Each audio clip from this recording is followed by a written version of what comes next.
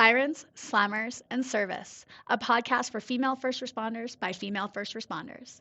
My name is Nikki Cloutier, and I will be your host. As a former correctional officer in Alberta for almost 2 decades and the founder of Blue Line Fitness Testing, which provides law enforcement fitness testing and first responder wellness workshops, I started this podcast as a way for female first responders to share the trials, tribulations, and triumphs of their daily work. I want to showcase the unique perspectives, skill sets, and personalities that women bring to a first responder career and share their stories. So get ready to laugh your ass off, learn a whole bunch, and be inspired by some pretty badass women. Let's go. What's up, peeps? Welcome back. I'm so happy to have everybody join me today for this episode of Sirens, Slammers, and Service, where we dive into a day in the life of a correctional officer. Yes, I know you've always wanted to know what I did when I went to work, what a day in the life looked like. Was it as crazy as I said it was? Was it as crazy as everybody says it is? Is all of the shit hitting the fan all of the time? Or is it sometimes just really, really boring? So today we're going to dive into it. We're going to get into exactly what we do when we go to work, the things that we deal with, and some of the issues that we face every day. So let's kick it off. So first things first, provincial corrections, we work 8-hour shifts. So you're either working an 0645 to 1500, you're working a 1445 to 2300, or you're working a 2245 to 0700. So if we were getting ready for, say, a day shift, we would be arriving at work hopefully by 6:30 in the morning, because at 6:45 we have what we call muster. And I say we would hopefully be arriving at 6:30 because anybody that knows me when I was a frontline officer knows that I would come screaming in at about 6:44, rush into the muster room, try and squeeze into the back and pretend like I had been there for the last 15 minutes. Meanwhile, I had not been. Or I would make it late and I would have to stand in the hallway at the old jail and crane and listen and try and hear my name during roll call and pretend like I had been there the whole entire time. Everybody that was in the hallway with me can commiserate and knows that they also did the same thing. I'm telling you, 6:30 in the morning is sometimes really early, especially when you've worked a double the night before. So you're getting ready, you're showing up in the muster room, which is, depending on which jail you're at, can be really, really big. Edmonton Remand Center is huge. It's like a university auditorium. Red Deer Remand Center, very, very small, very tiny. It's actually also our break room. Old Remand, again, was also very small. And of course, everybody has their spot. And so as a new staff, when you walk in, it's like walking into the school cafeteria the first time and trying to figure out where to sit and making sure that you don't sit in the wrong person's spot, which is a little silly, but is what it is. So you get into your spot, and basically during muster, it's about, 5 to 10 to 15, depending on what jail you're at, depending on how busy it is, kind of a meeting. It's the beginning of the shift. They're going to review all the things that happened on your shift yesterday, as well as on the afternoon shift and on the night shift, just filling everybody in on information that they need to know about, if there was fights or if there was emergencies, if there was any, keep separates, anything like that, if there's any special things happening that day or special loads going out, just so everybody is kind of in the know. And then we do roll call. So that's usually when you find out where you're working. Now, again, usually you're working the same location day in and day out for an extended period of time. Sometimes that's months, sometimes that's weeks, sometimes that's years. Sometimes you just get bounced around every day to a different location, and that's just the way it is. So you just find out where you're working, or you find out what unit you're working on, who your CO3 is, like who your supervisor is, and they make sure that you're there. So kind of a roll call. And then once muster is done, everybody heads to their unit. So when you go down, obviously you're in uniform. You're not supposed to be taking a whole bunch of stuff with you, like bags and stuff like that. But generally, people would have kind of a small duffel bag that has their lunch in it. And then, if you need, your water bottle or protein powder or whatever it is that you're kind of bringing with you, you're going to the unit with that. Obviously, don't want to be bringing any metal cutlery or anything like that. So you're pretty cognizant of what you're putting in your bag when you're taking it to the units. And you shouldn't be out on the unit where the inmates could take it, or it could be seen, or, there could be stuff that could be stolen out of it. I want to make sure you keep that stuff secured in your locker or in the staff break room, which is behind the units. Once you get to the units, first thing you're doing is you are counting your inmates. You are going to do a round. You're looking in every single cell to make sure that all of the inmates are there and they're accounted for and they're alive. That is a very key thing because usually when you come on day shift, that's when we find our dead people because they've been dead all night long and they've just looked like they've been sleeping and poor night shift is not aware. And so that's when we usually find out if there's dead guys. And so yeah, so you're doing your count. You make sure that everybody's there, everybody's accounted for. You do a shift changeover with the person that was working on the night shift before, so they'll let you know what was happening, if there was any issues, if somebody was up all night, if somebody was banging or kicking, or if there was any mechanical issues. Sometimes in the older jails, you'll have pipes that are leaking or toilets that are running, things like that. So they'll fill you in on all that. And usually they'll let you know, or they'll have the court list ready for you. So that's the inmates that need to go to court that day. So you're going to review that list, make sure you know exactly who needs to be up early and ready to go. You'll also take note of who's already gone out on night shift. So if inmates are going to external court, so court that's out of Edmonton, they usually get called down at 5 in the morning to basically get ready and get on the buses and get out the door so that they're making it to their location by 9 o'clock in the morning for court. So once you've done your count, you're going to record it, make sure that you log your count so everybody knows. Once count is confirmed, so that's every unit is calling their count into the supervisor. The supervisor is then calling the count into our admissions and discharge area. They're confirming the count for the whole entire building to make sure that we have all the inmates that we're supposed to have and everything is accounted for.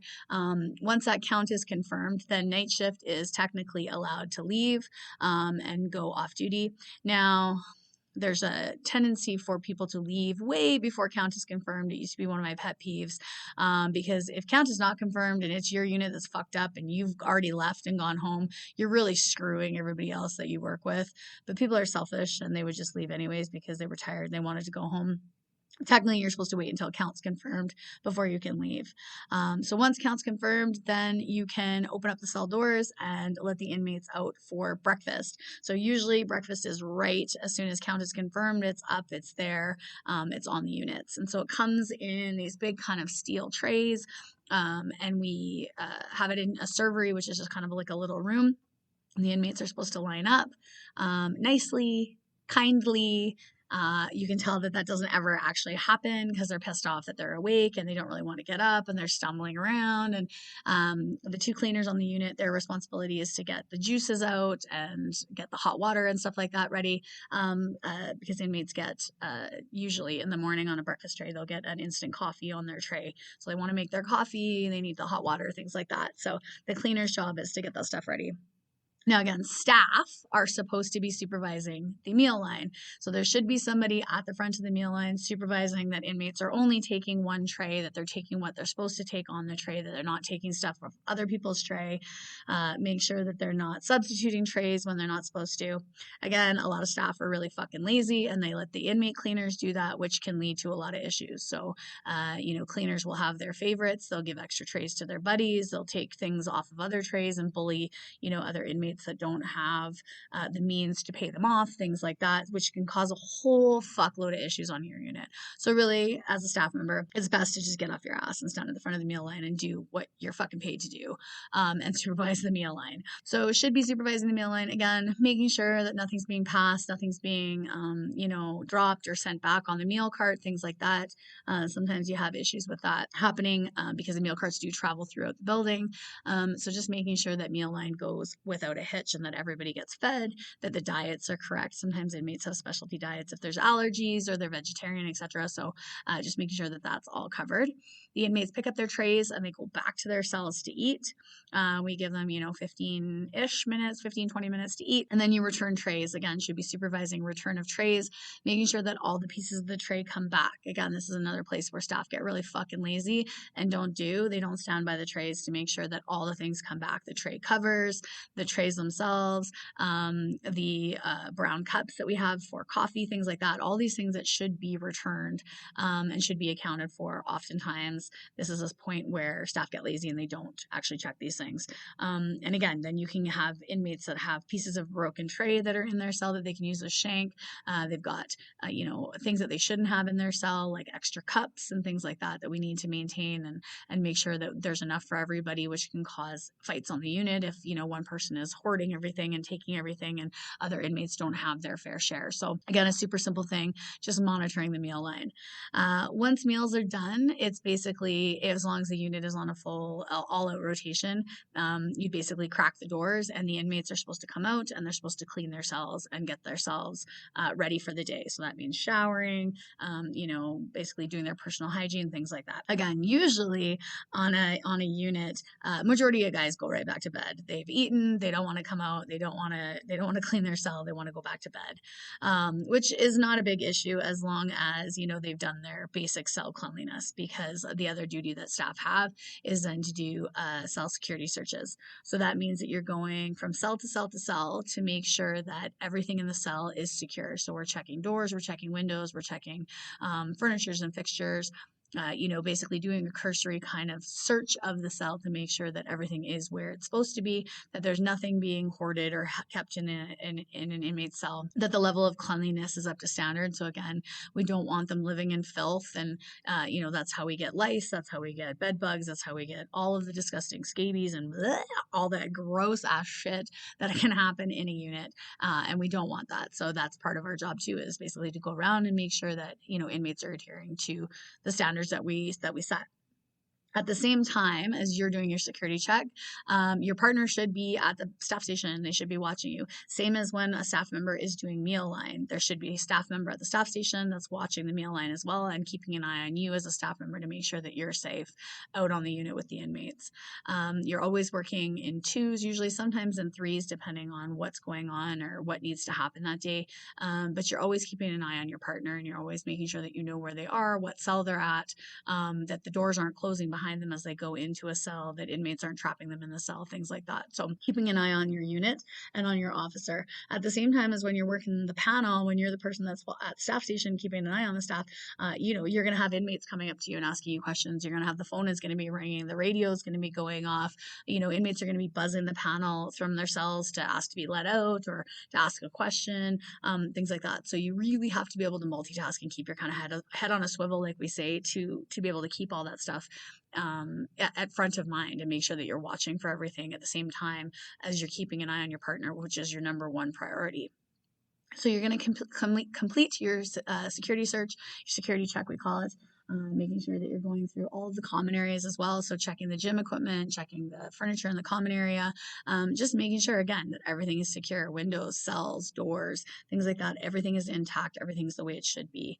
Again, this is an area where staff get really fucking lazy, which is the stupidest thing ever, because it's the best way to keep you and your partner safe is to make sure that the unit is secure, to make sure, again, that we don't have cleanliness issues, because that leads to cell fights, leads to inmates getting punched out, which causes paperwork for you.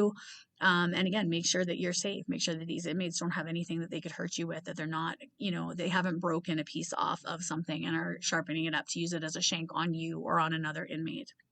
And so, again, just simple, easy things that we can do to make sure that we're safe as long as we're doing that duty properly. Obviously, you're going to log your work, so you're logging what time meals came, what time meals were returned, if there was any issues with meals, if there's missing trays, things like that. Logging your security check, making sure, again, you're noting any deficiencies, anything that needs to be fixed. Maybe an inmate's toilet isn't working properly. Well, you're going to put a maintenance order in to make sure that the toilet gets fixed, because believe me, the last fucking thing you want is an overflowing toilet full of shit flowing down the tier that you then need to deal with and get inmates out of those tiers and deal with all their fucking missing and destroyed property. Again, simple things like that just make your shift really run a whole fuck of a lot better if you do them properly.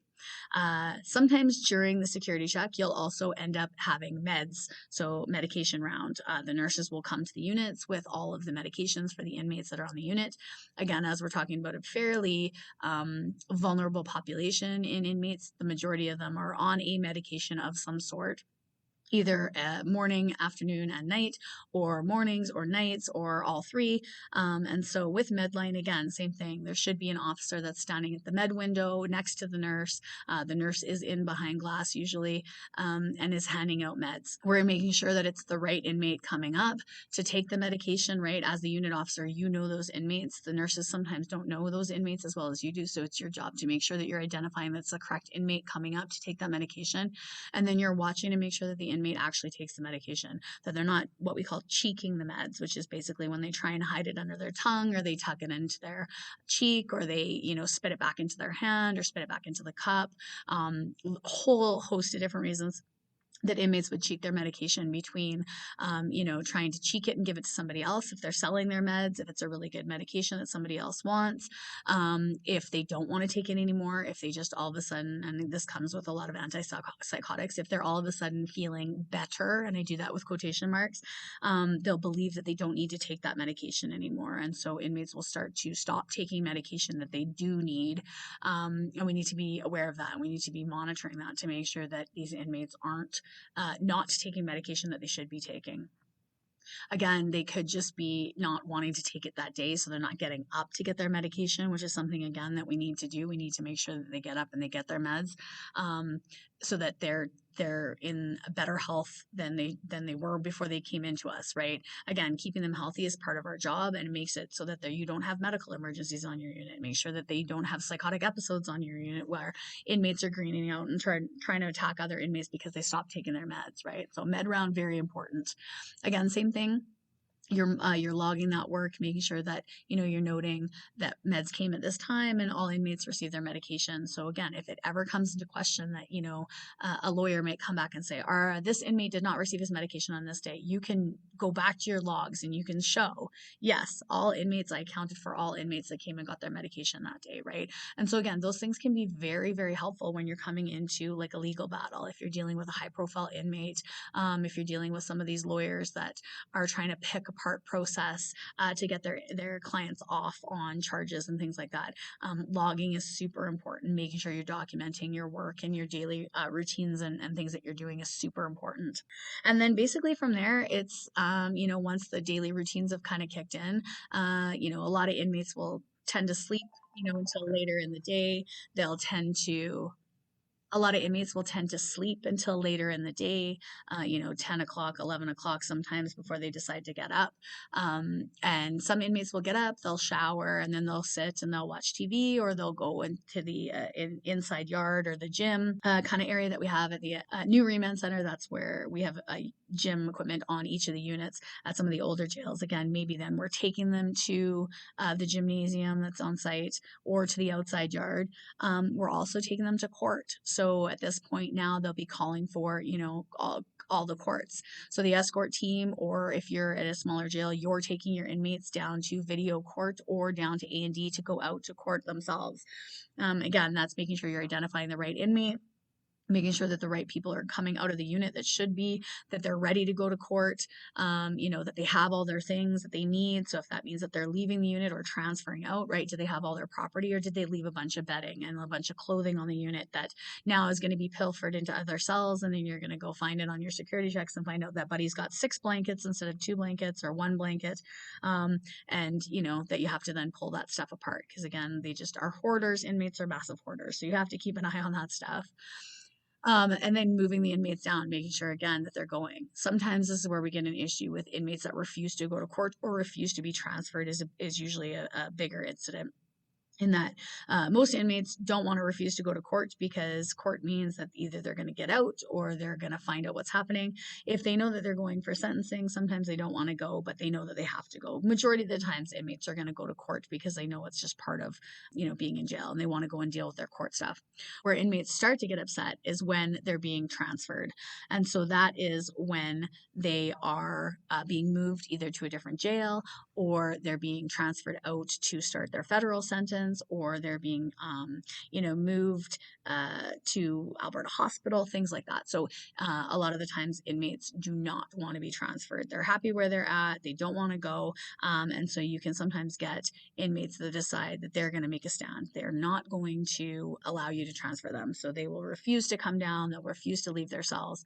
Again, this is where we start to have to use our, our verbal de-escalation skills, go up there, speak to the inmate, basically inform them that they're going either the hard way or the easy way, and talk through basically that they're going, whether they want to go or not, they're going, they're getting on the bus. Sometimes that can go to where we have to physically remove the inmate from the unit. Most of the time you can usually talk them down and be able to get them to go out the door to the escort van and down to A&D to be changed and things like that. So, you're dealing with that kind of stuff. And then again, just the consistent questions from inmates coming up, hey, can I get a request form to put in for canteen? Hey, what's my canteen? What's my account balance? Hey, the phone's not working. When's AA coming in?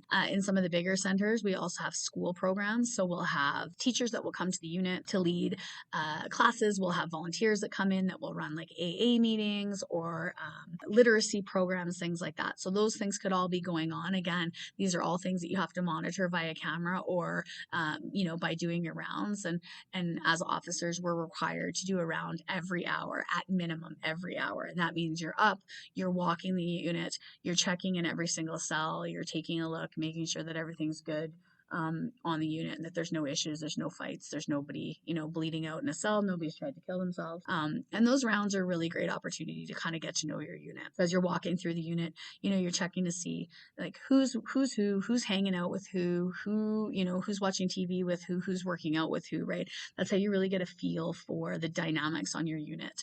It's your chance to kind of talk to the inmates so that they can kind of get to know you. You can start to build a rapport a little bit with them.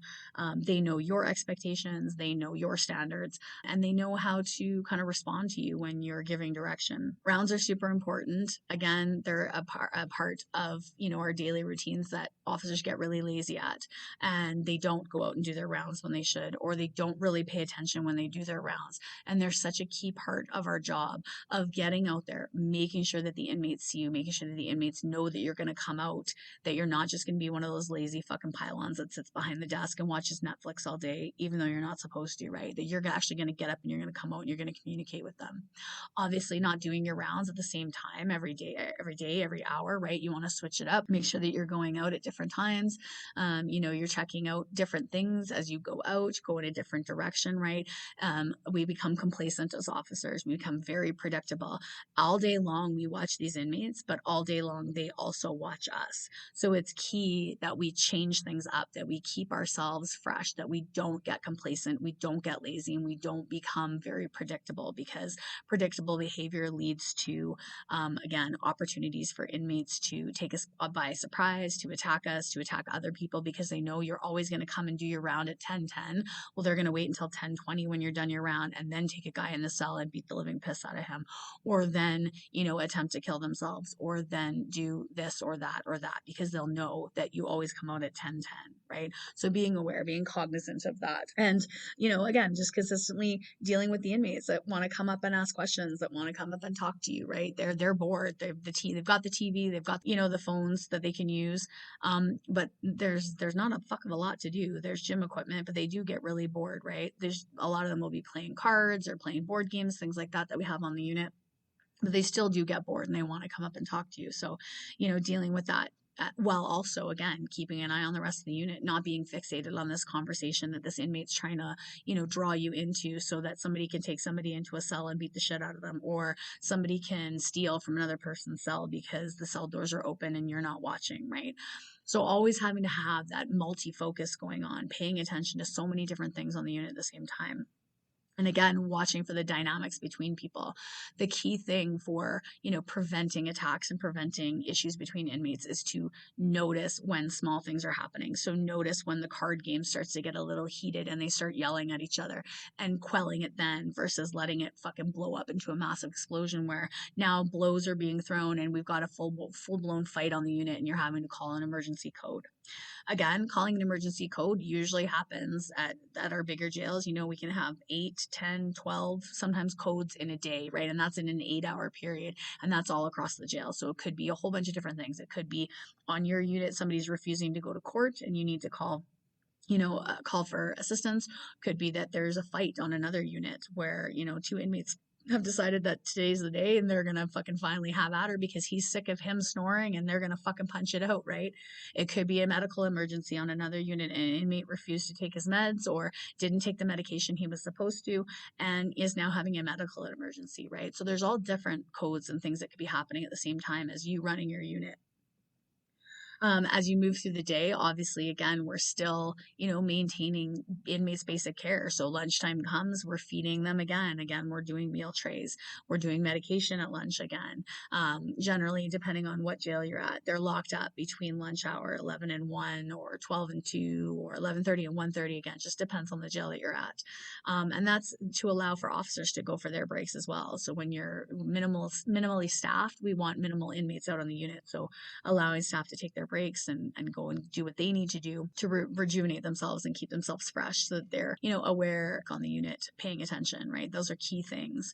And then again, just opening back up in the afternoon, making sure that school is going, inmates are attending the programs they're supposed to be going to. You could be escorting inmates down to our medical area to be seen by our nurses or doctors if they're, maybe there's a dentist on site that day that needs to take a look at an inmate. Maybe they need a cast change. Maybe there's, they're getting something checked out. They've got an abscess or something like that needs to be checked. So taking inmates to medical, things like that could be happening. And then visitation. So maybe an inmate's lawyer is there to see them. Maybe it's an inmate's family, depending on the jail. Visitation times are different for each. Or if you're at the new remand, visitation is all done via video visitation. So they're basically doing a FaceTime over the visitation system, right? And again, those happen at different times. It's different for every jail, but those are things that could be occurring during your daily work. And again, just documentation. So making note of when you're doing your rounds, making note of the things that you're seeing, making note of, on inmate files, inmate so-and-so and inmate so-and-so today we're seeing, doing this and this and this. Those little things that we don't think are important actually become very important because one officer noticing that all of a sudden inmate Joe and inmate John are hanging out, whereas before they never hung out, that's going to ring alarm bells for a couple of people.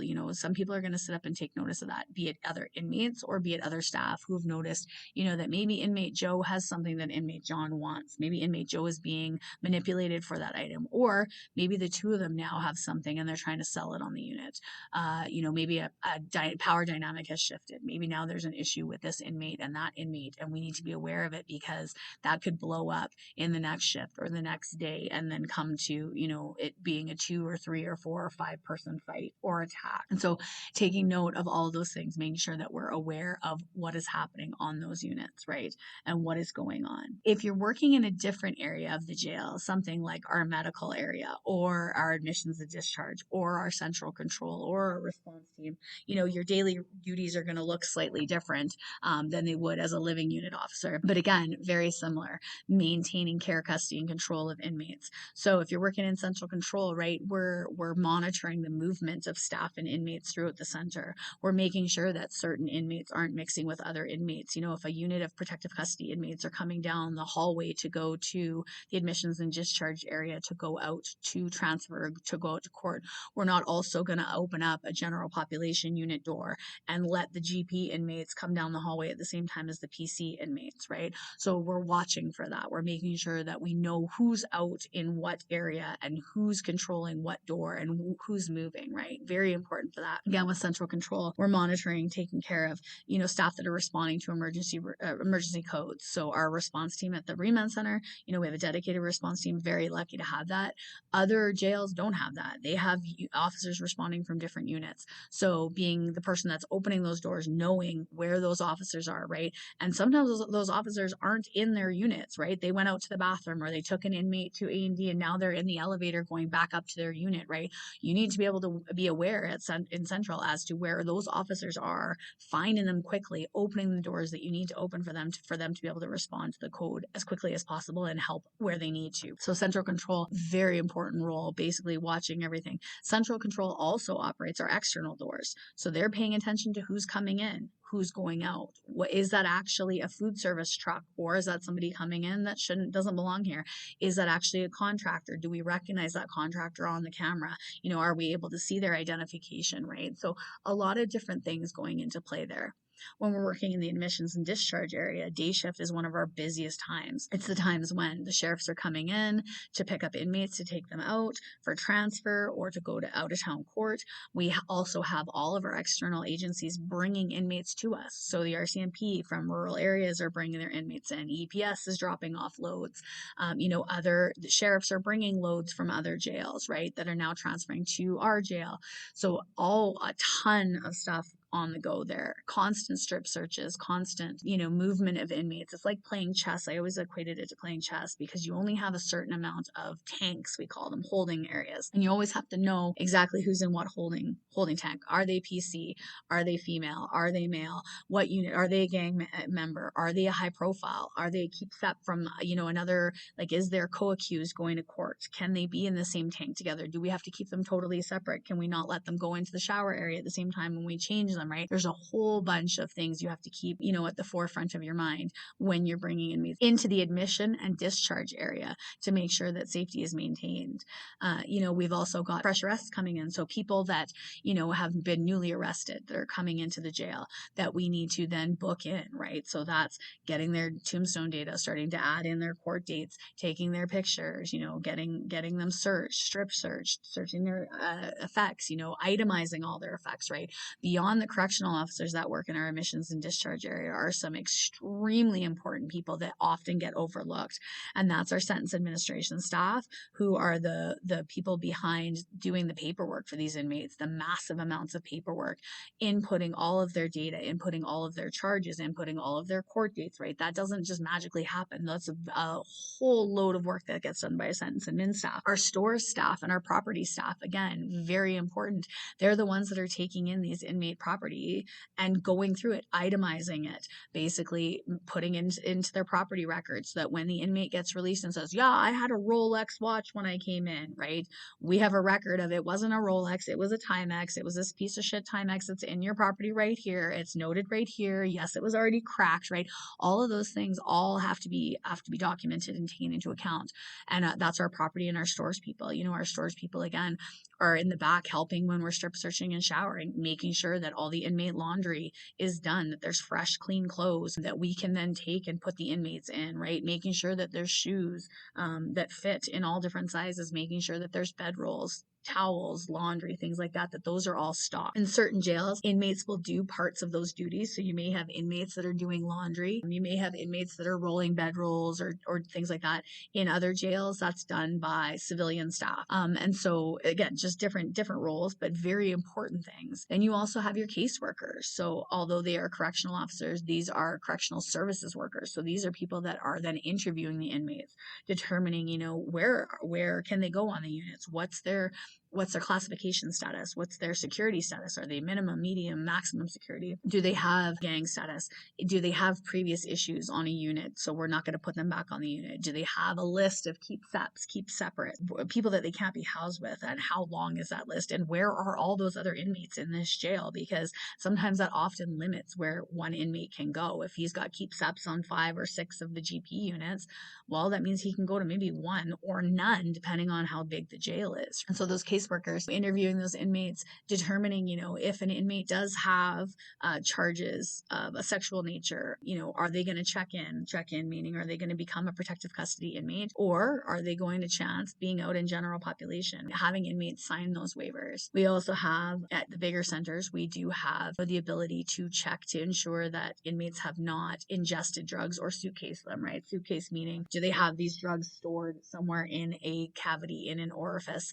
So that's a big part of it too, is searching these inmates, making sure that they're not bringing anything into the jail that's going to harm them, harm us, or harm other people. So A&D, and that's just the admission side. On the other side, we also have the discharge side. So at the same time as we're bringing inmates in, on the other side of the hallway or the other side of the basement, depending on which jail you're working at, is the discharge side. It's a whole nother process where inmates are coming from the unit, right? They're bringing down their laundry, they're bringing down their bedding, they're bringing down their cell property, that now we need to do the reverse. So we need to get them changed into their civvies. We need to get their property that they're bringing from the cell packaged up, because they're being either released with that or they're being transferred with that. You have to go through that property. Can they take these certain items to different jails? Sometimes, even though we're all within a provincial facility, or if they're going to federal, there's certain things that other provincial facilities or other federal facilities will not allow, right? And so taking those items out of that property and putting them into that inmate's personal property for when they are released, making sure again that the inmates aren't taking anything out with them that they shouldn't, be that clothing or shoes, or taking something that belongs to another inmate that they stole off the unit. That's all stuff that we need to check. Going through the discharge process, making sure that the right inmate is being released. Is this the right person? Have we identified all the charges, right? And this comes to the role of the detention manager. Has somebody gone through their file with a fine-tooth comb? And yes, everybody that goes through multiple stages, but the final, say lies with this detention manager. And it's a very stressful and very challenging role to hold. I did it for quite a few years, and it's definitely the first time you start releasing inmates is pretty stressful, because you're really hoping you're not fucking up and letting some guy go that definitely should not be going. But then also checking, is there no contact orders? Do I need to be notifying somebody that this inmate is coming out? Do I need to let EPS know, hey, we're releasing this high profile inmate and maybe there should be a community release? Is this inmate, does he need an ankle bracelet before he's released? Do I need to get a hold of EPS before we let this inmate go and make sure that they know that he's going, right? All sorts of different things that we need to make sure that we note and take care of when we're releasing inmates into the community. And then again, who's picking this inmate up? Does he have a ride? We're not just going to release him out into the boonies, right?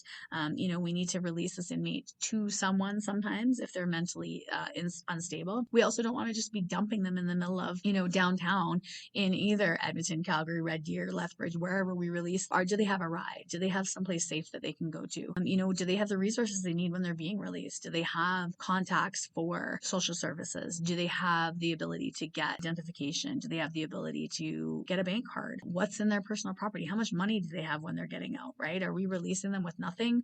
Well, sometimes that's what we do. If they came in with nothing, they go out with nothing. If they came in with $1,000, we have to release them with that $1,000. So making sure that the money is accounted for and that inmate is receiving what they're supposed to as well. There's a whole bunch of different roles that are played. And again, these are all usually frontline officer role. At the same time that all of this stuff is happening and all of these units are being run, we have other jobs that are happening, right? We have our search team at the remand center. We had Aaron Pipke on as our drug dog handler, right? So maybe there's unit searches going on. In smaller jails, maybe there's large groups that are going to recreation, and we have recreation officers that are putting on games in the gym. So they've got basketball going, or they've got, floor hockey, or they've got soccer, or, they're taking inmates to an outdoor space where they can have outdoor activities. In some of our jails, we've got baseball areas or outdoor soccer, outdoor hockey, things like that. So monitoring that behavior, monitoring who's coming. Again, in some facilities, we have external school buildings. So taking inmates and actually bringing them to school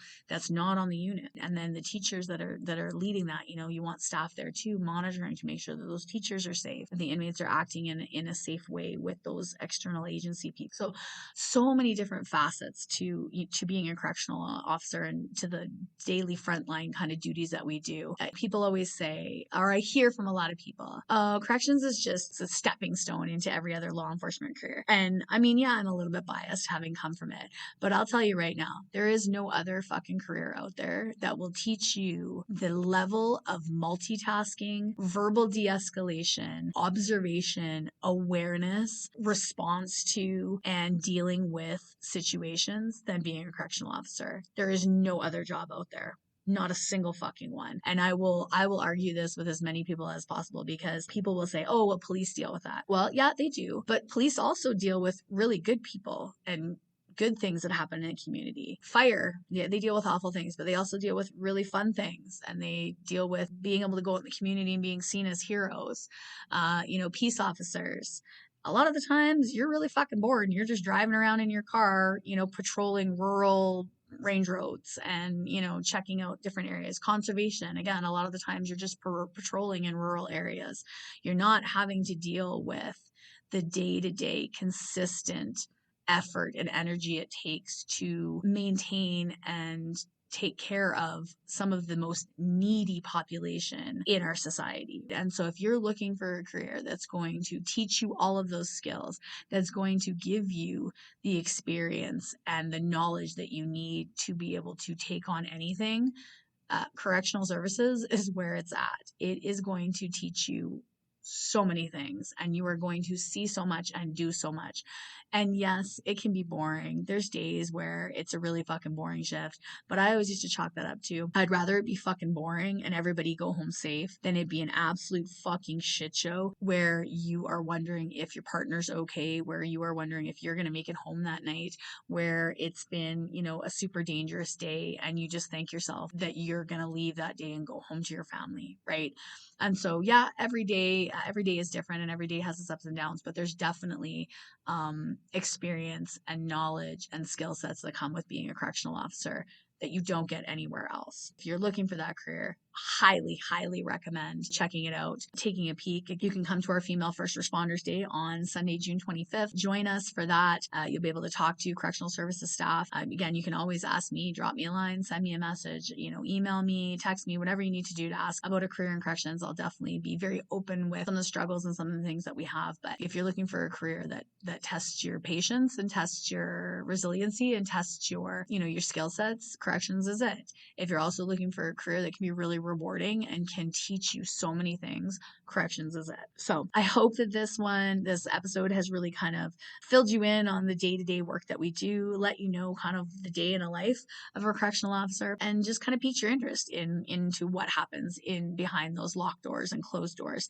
The public doesn't often get to see what we do. They don't often get to hear what we do. And so being able to share this work and being able to share the absolute mayhem that it can be and the amount of things that happen just in an 8-hour shift is something that I'm proud to do. So I hope you guys enjoyed it. If you have questions, again, drop me a line, share this episode with anybody that you know that's looking to get into corrections, and I will catch you guys on our next episode. Have an amazing rest of your day.